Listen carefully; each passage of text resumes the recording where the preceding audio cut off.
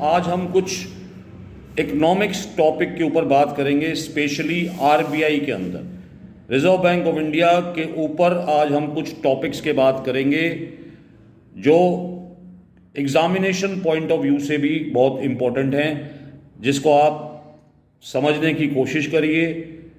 ये net economics, Indian economic services and other competitive papers के लिए बहुत इम्पोर्टेंट पार्ट है। Myself Dr. Ajay Bhatia from IMS Academy। Students, आज हम जो बात करने वाले हैं वो आरबीआई के ऊपर है, जिसमें हम कुछ पॉइंट्स को कवर करेंगे। पहला point, RBI holds repo rate at 5%, maintains neutral stand. मतलब आरबीआई ने न्यूट्रल स्टैंड अडॉप्ट किया है रेपो रेट के ऊपर, और जिसको उन्होंने चेंज नहीं किया फ्रॉम प्रीवियस 3 क्वार्टर्स। आरबीआई की मॉनेटरी पॉलिसी कमेटी जो है, उन्होंने ऑप्ट किया कि हम स्टेबिलिटी के ऊपर काम करेंगे, इसीलिए उन्होंने बेंचमार्क रेपो रेट को अनचेंज किया at 5.5% following 3 earlier rate cuts this year.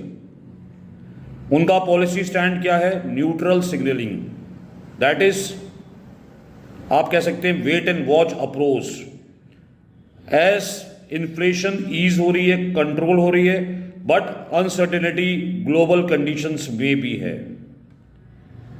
Second point हम बात करें आरबीआई की ऊपर, इन्फ्लेशन एंड ग्रोथ आउटलुक।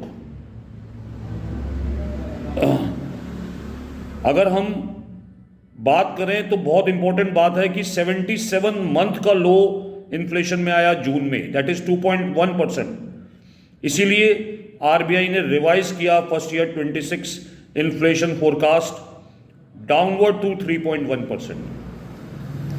जो जीडीपी ग्रोथ प्रोजेक्शन है फर्स्ट ईयर 2025-26 का, वो स्टेडी है 6.5%, और फर्स्ट ईयर 27 एक्सपेक्ट कर रहे हैं हम लोग 6.6% की। थर्ड बात करें तो एंड ऑफ ईजिंग साइकिल। कुछ एनालिसिस सजेस्ट करते हैं कि इन्फ्लेशन को कूल डाउन होने दो और ग्रोथ आउटलुक बढ़ाओ। तो आरबीआई रीच कर गई है अपनी ईजिंग साइकिल को, और फर्दर अगर रेट कट होता है जो नियर टर्म में नजदीक में नहीं आता। फोर्थ बात करें ऑपरेशनल शिफ्ट